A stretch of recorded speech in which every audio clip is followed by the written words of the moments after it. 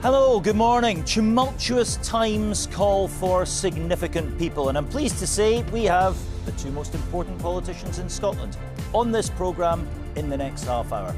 The First Minister, John Swinney, will join me from his party's conference in Aberdeen to talk elections, independence and probably more besides. And then the Secretary of State for Scotland, Douglas Alexander, will be with me to discuss trade, jobs and immigration. Welcome to the Sunday Show.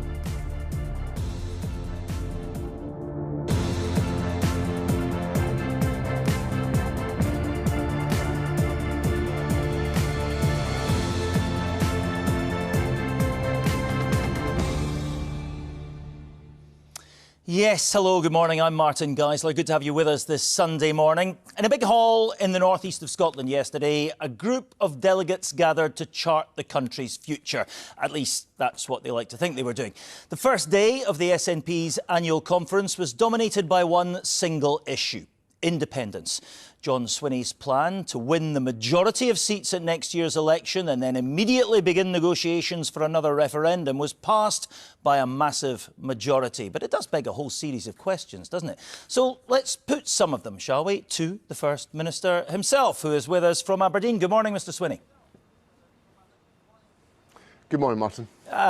So here we are, an SNP conference, and as ever we hear of a plan to deliver independence. It happens every time. All of your predecessors have done it, and yet here we are still in a union. What makes you think you are different?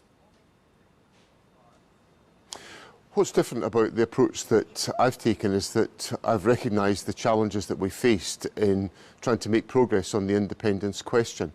And I've taken forward an initiative that's based on the precedent that worked in 2011, where the SNP won a majority of seats in the Scottish Parliament for the SNP, and as a consequence there was a referendum on independence because we had clearly established the basis upon which that could take place.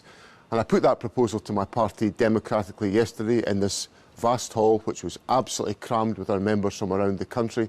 We openly debated that issue, and my plan was supported by an enormous majority. So that's the approach the SNP is going to take to taking forward the question of Scotland deciding her own future, which is the democratic right of the people of Scotland to do so. Right. Yes, but we know that if you go to the UK government and say, here we are, 65 seats, majority for the SNP, we now demand a referendum, they're going to say, no, you can't have one. And we know that because they've told us that's what they're going to say. You told the conference yesterday, nobody knows the tactics I will employ if I get 65 seats. Do you know the tactics you'll employ, Mr Swinney? Of course I do. And what are they then? The first of those is to make sure the SNP's... Well, the first of those tactics is to make sure the SNP wins the election and wins a majority of SNP MSPs in the Scottish Parliament. And the difference and the reason why the UK government's position is fatuous is because in 2011 the UK government accepted and had to accept and established a precedent that a majority of SNP MSPs in the Scottish Parliament enabled a referendum to take place. And clearly, Scotland has a right to decide our own constitutional future. No, sure. Sorry to interrupt, Mr. Swinney, but we know we are in a much stronger position. We are in a much stronger position to enforce that mandate. I know, but you're talking to yourselves, aren't you? And only yourselves, because we've already been told that the UK government's answer will be, yeah, you did it in 2011, you had a referendum, you lost it, now's not the time for another one, let's move on. So no matter what you say in that hall, yesterday, today and tomorrow, it doesn't matter, does it? You can't do it. Well, you see, you actually advance some of these points for me, Martin, because you make a point of questioning a variety of senior UK government figures about what is the method by which Scotland has the right to determine her own future in a voluntary union. And you put that question to a number of people. You've put it to the Secretary of State for Scotland, who I think is following my interview this morning. And you've done that before, and you've had a whole heap of evasive answers from the Secretary of State for Scotland. The point I'm making is that precedent is on my side, because this is what happened in 2011. And precedent is a substantial factor in legal consideration of the right of the people of Scotland to decide their own future. All right, so that will form part of the approach that I take forward to make sure that Scotland's will, the right of our people in a voluntary union to decide on our own future, is able to take effect. And you're not going to tell me what these other tactics that you're preparing to employ are you?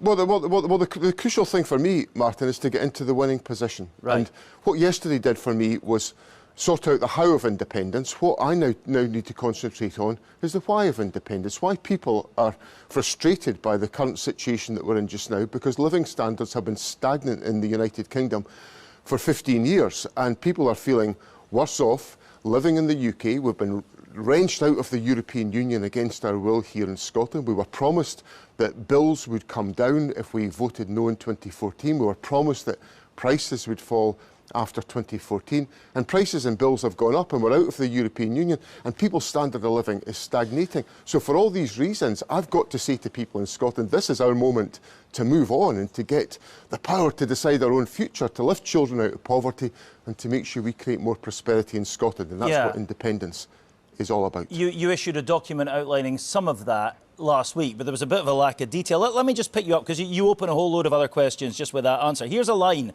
from that white paper you published last week. A new model for the Scottish economy could see your living standards begin to rise to match those of other comparable independent nations in Europe. You said we could be £10,000 per household better off if we're independent. There is a lot of emphasis these days, Mr Swinney, not least from you, on openness and honesty in politics. Shall we just be clear with the audience this morning? We could also potentially be substantially worse off under independence. We could end up being £10,000 per household worse off in an independent Scotland, could we not? Well, what we've got to look at, Martin, are the comparative examples around about us, and that's what we're doing in the document on Wednesday. We're setting out the fact that if we look at other small European countries, like Denmark or Ireland, who've got the golden combination of independence and EU membership, these countries are more prosperous, they are fairer, and they are more equal than Scotland but you within the can't offer United that Kingdom. combination because you are in no position to offer EU membership, and you won't be for years, quite possibly decades.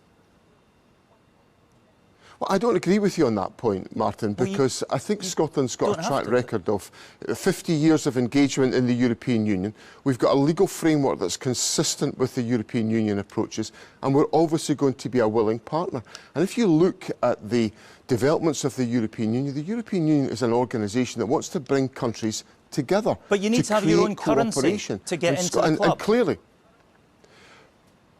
well, we've set out in the paper our approach on our currency plans to make sure that we move to the establishment of a Scottish currency. When? And when the times are right to do that. And when might that be? Well, when the times are right to do that, Martin. When the economic circumstances are correct and we can justify that. We use the pound to begin with, and we move on to our own currency when the conditions are correct and the institutions are in place. I promise not to make a habit of jumping in and interrupting you, but I really want to come in there because what would happen if we became independent very quickly would be that we would be out in this economic maelstrom at the moment that is really causing big established economies with their own currencies, their own central banks, all that, to really struggle to make ends meet. And we would be alone out there, part of no union. We wouldn't have a currency. We wouldn't have a lender of last resort. The markets on whom we would be absolutely dependent would be looking at us fairly sceptically because we wouldn't even have the power to set our own interest rates. How easy do you suppose it would be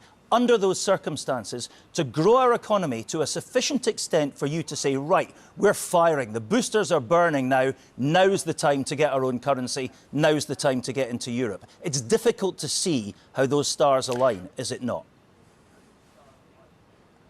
Well, that's the gloomiest of gloomy I've ever heard, Martin. I'm sorry if you don't like reality, but what part of that was not rooted absolutely in reality?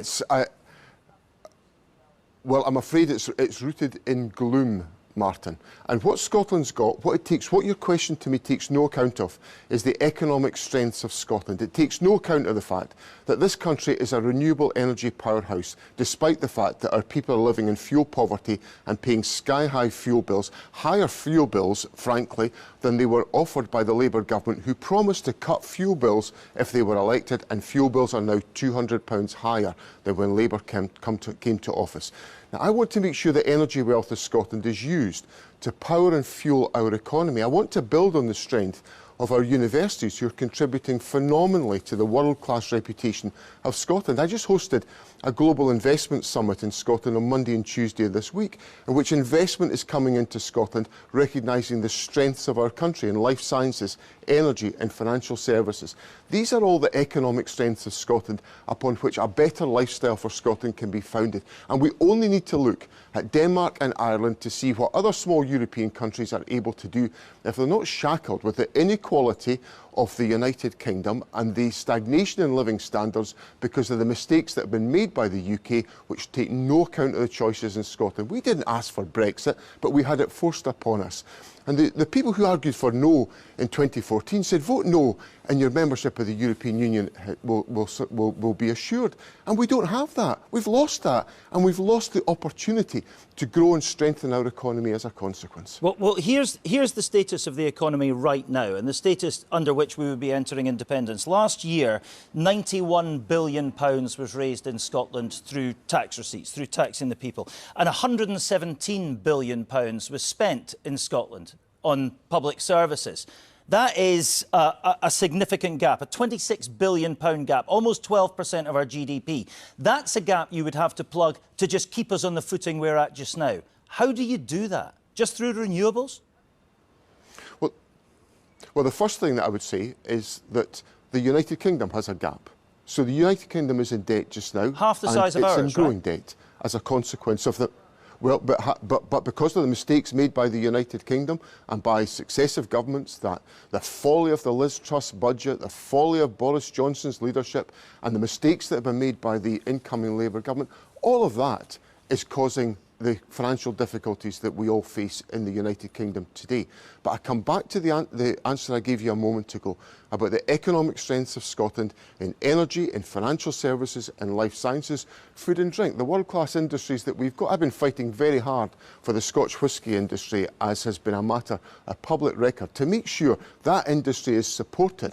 I've put my shoulder to the wheel to make that happen when the UK government was sleeping on the job. So that's what independence is all about. It's about having a government focused on strengthening the opportunities and the life chances of people in Scotland and being focused unreservedly on doing that, and that's what I'm about. Right, we've got Douglas Alexander from the UK government coming up in about 3 minutes on this programme. I'm sure he's going to tell us that he was not sleeping on the job because he's just come back from India, where a deal has been signed that's going to absolutely fire up the Scotch whisky industry, he will tell me. He went east to do a deal, you went west, you sat in the Oval Office with Donald Trump. Where is that now? What's the latest you can tell us on your success to get the tariffs on Scotch whisky down in the States? Well, I had a very good hearing with the President of the United States when I went to the Oval Office, and I had further discussions about the issues with President Trump when I saw him in Windsor and with other members of his administration. But as you well know, under the current constitutional arrangements, I don't negotiate the trade deals. That's the UK government to undertake. Now, I've done the heavy lifting for them in the United States. It's now up to the United Kingdom government to make sure this deal gets across the line so that one of our iconic industries is able to withstand the economic pressures of tariffs from the United States, face up to the difficulties it's facing because of the increase in employers' national insurance contributions courtesy of the United Kingdom government, and actually do something to support the strength of the Scotch whisky industry. OK, back to the next election, and let me put it to you. We were discussing your independence plan at the start of this interview. What you have done is effectively make this election, you'll deny this, but a de facto referendum on independence, because what you're saying to people is if you don't want a referendum ASAP, don't vote for the SNP. There'll be people watching, listening to this programme right now are saying, how dare you make this all about independence again? We so badly want this election to be about health, to be about education, to be about our standards of living and all of that. And here we go again. What do you say to them? Well, I would say to people who are worried about their standard of living, this election should be about independence, because under the United Kingdom, people's standard of living has been flat as a pancake for 15 years. That's what the UK's delivered.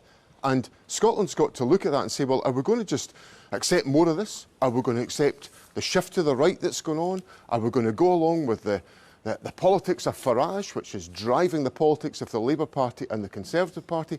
Or is Scotland going to have a different future? And what we can see on so many core issues about of education, where we've got record levels of literacy and numeracy in our schools, great exam results from our children and young people, we've got health service, we've got waiting times and waiting lists coming down, we've got GP numbers going up, We're building more houses and affordable houses in Scotland than any other part of the United Kingdom per head of the population. So self-government works for the people of Scotland. And what I'm saying is if we want to improve living standards, if we want to make people wealthier, live in a fairer country, let's have the choice about independence so we can build on the self-government that Scotland is currently very effectively delivering under an SNP government. OK, just finally and very briefly, if I may, First Minister, Keith Brown said yesterday you've staked your leadership on this. Is he right? Does that mean that if you don't get 65 seats at the next election in May, you resign?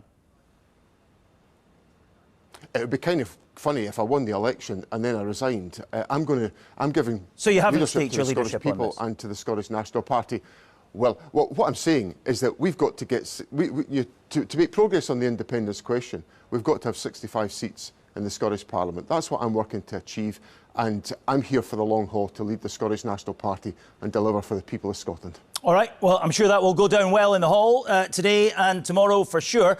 John Swinney, will let you get back to the day job. Thanks very much indeed for speaking to us, though, on the Sunday show this morning. Right, now, as President Trump enthusiastically imposes trade tariffs on, well, virtually everybody, countries around the world are looking to make new friends and do big deals. A UK trade deal with India, which had been simmering away since Brexit, was finally signed off a few months ago. And this week, the Prime Minister led a delegation of business people to Mumbai to shake hands and slap backs. The Scottish Secretary, Douglas Alexander, was part of the trip. He went with him and he joins me now from London. Good morning, Secretary. Good morning, Martin. Thanks very much indeed for being with us. This was a big deal, this trip, hailed as a huge business success. I saw the pictures. Every street seemed to have a huge poster of Keir Starmer and Narendra Modi shaking hands. He is, we must remember, a big ally of Vladimir Putin, a big purchaser of Russian oil, Hindu nationalist, questionable record on human rights. Is he the kind of guy we really should be sitting down and breaking bread with? Well, we're very keen and willing to raise the issue of human rights and indeed consular cases when we meet with any government. But you're right, this is a landmark deal. We agreed the deal back in July. What we were focused on this trip was seizing the opportunities of a deal with what is already the fourth largest economy in the world, an economic superpower in the making. And that makes a huge difference, particularly to the Scotch whisky industry, where we'll see tariffs cut from 150% tariffs to 75% tariffs, then down to 40% tariffs. I will happily compare this UK Labour government's record on trade with the claims of John Swinney every day of the week and twice on Sundays. This is a Labour government with Scots at its heart, unequivocally delivering economic opportunities as we did in India this week. OK, you only have to do it once this Sunday for me. Just tell me, it's not ratified yet. It still needs to be ratified. What does that mean? When will this be done? Well, there's a technical process. There was the signing that took place at the end of July. There's now what's called the legal scrub, when it's being turned into a legal document that's adhered to by both of the governments. When I was with Prime Minister Modi and with Prime Minister Starmer, there was clear consensus in the room that both the British process of ratification and, critically, the Indian process will proceed at all speeds. So we're looking to get it in place as quickly as we can. Right, you've got a lot, you will tell me, from this deal. You've had to give quite a bit too. I mean, this was not a charitable gesture from India. What you've given back in return is a deal by which Indian companies can bring workers from India into Britain and work here without paying national insurance. That surely is bad news for anybody who currently, any British person who currently works for or fancies working for an Indian firm. They are now at a significant disadvantage, are they not? No, that's not true. First of all, there are no new visa routes that were established as part of this trade deal, unlike our predecessors, the Conservatives, who were willing to put that on the table. And what you're referring to, I was the Economic and Trade Policy Minister at the time of the negotiation, is the Double Contribution Convention. In fact, that's a completely standard part of trade deals. There are about 50 of them in place, including with the European Union, including with New Zealand, including with a range of other countries around the world. And what that allows for is Indian workers working for Indian companies to be able to come and temporarily work within the United Kingdom. For 3 years? In those circumstances, for 3 years? In those circumstances, they will not pay a double contribution, that is national insurance in the UK and national insurance in India, but they will continue to pay the NHS surcharge. Yeah, but So this is about workers temporarily coming to the UK. And frankly, Martin, in a world, as you described it, where tariffs are going up, we want to encourage intra-company transfers with British employees being able to work in India. I was meeting with Scottish companies in Mumbai this week, at the same time as we want to be able to facilitate Indian workers on a temporary basis coming to work for Indian companies in the UK. So one of the first things your government did when it took office was impose a hike on national insurance for businesses, make it more expensive for British businesses to hire British workers. Allied to that, a year later, what you've just done is make it significantly cheaper for Indian companies to bring Indian workers to the UK. If I'm a British worker for an Indian company, why am I not feeling extremely vulnerable right now? Because somebody else to come over here and do my job is now being made much, much cheaper. First of all, this relies on the employee being a permanent employee of the Indian company. Secondly, they're only able to come and work in the UK on a temporary basis. 3 years. Thirdly, as I say, this is a practice that's in place with up to 50 countries around the world. So this is a completely standard clause which reflects the fact that people shouldn't be paying a double contribution. But the fact is, this free trade agreement established no new visas and no new visa routes. So the suggestion that somehow this is a radical change does not reflect the strength of the negotiations that we conducted that led to that deal being agreed in July. What sectors are going to benefit from this, do you think? And as a supplementary to that, let me ask you, do you think you might extend this to other countries and other sectors? We need a lot of foreign workers, it seems, at the moment to come over, for example, and work in our care sector. Might this be a way of incentivising companies to find easier, sources of employment? First of all, in terms of who's going to benefit from the landmark agreement with India, we colloquially called this the Scottish deal in the Department of Business and Trade. Whether it is salmon, whether it's iron brew, whether it's satellites, or indeed whether it's whisky, there are a huge number of sectors across the Scottish economy that will directly benefit from this landmark deal. Because they're owned by Indian companies? In relation to the challenges that we face in relation to immigration, of course we want an immigration system that can say yes, but also say no. So that is why we've put in place new changes to the immigration system.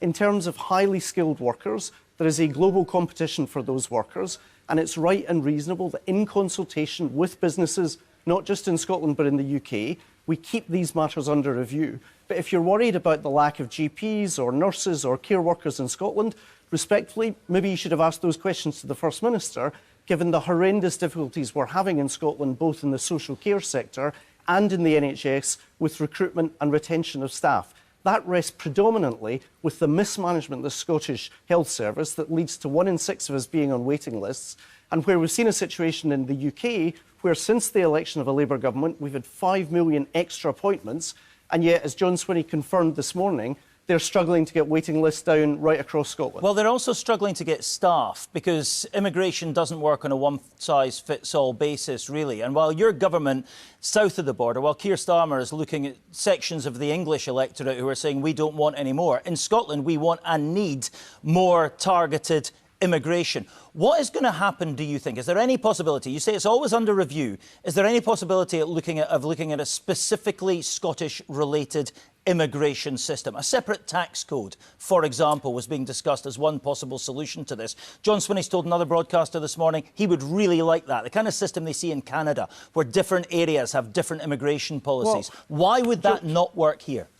John's very keen to talk about the record of any country other than Scotland. But why would it not work in Scotland, that system? Well, let me just come to the point. Why is it that 1 in 6 of our young people between the ages of 16 and 24 are not in meaningful employment or education in Scotland? That is a crisis of youth unemployment, and yet we don't have FE colleges, we don't have job opportunities. I make no apology for an immigration system that says we want good, well-paid jobs in Scotland and across the UK, including for our young people. And John may want to talk about Quebec or British Columbia or Canada, but I'd like to hear his answers as to why 1 in 6 of our young people between 16 and 24 are neither in work nor in employment. Well, that's on him. He's been in power for 20 years and he owns that failure. So we've had enough of his excuses. We need to get some answers. You can take it up with him. Why don't you also, though, take it up with your parliamentary colleague Torquil Crichton, the Labour MP, who said depopulation is the biggest economic and social issue facing the Western Isles and rural Scotland. When it comes to immigration policy, one size does not fit all. It shouldn't be beyond us to devise ways to attract more people to work and settle here. Where are you with that? Is he wrong? Well, one of the challenges that we face in Scotland is if you look at where the immigrant population has located itself within the UK, Frankly, they are not in significant numbers, choosing not just to be in the Western Isles, but to be in Scotland. Now, in the Western Isles, there are very particular problems in terms of CalMac and the unreliability of the ferry services. There are very particular challenges that are faced by a Scottish government that has concentrated economic and political decision-making in Edinburgh rather than distributing that to the nation, to the regions across the nation of Scotland. But at the same time, it's right to recognise that we need to make Scotland an attractive place for our young people to live and work. Okay. And that predominantly rests with the failure of the Scottish Government and the need for a new direction next May. You disagree with him. Let me just finally ask you, if you were listening to the interview with John Swinney, you'll have heard us spend a fairly significant amount of time talking about his plans to demand an independence referendum. I suspect I know the answer to this question, but just confirm it to me and for the audience. If he comes back with a 65-seat, with a majority in the Scottish Parliament, with 65 seats, and says to you, there you go, there's a mandate from the Scottish people, do what you did in 2011, give us the referendum, you absolutely need to do that. If you are Democrats, in any respect worth the name, you just turn around to him and say, no, now's not the time. Is that right? Listen, Martin, as I listened to that interview, I didn't know whether you were interviewing the Grand Old Duke of York or the First Minister of Scotland. This is all about marching his troops in that hall up to the top of the hill and then back down again. What does he get from you when he comes to you with that mandate? Do you just say no? We've heard all of this. Well, first of all, I'm working for victory. I'm not anticipating defeat.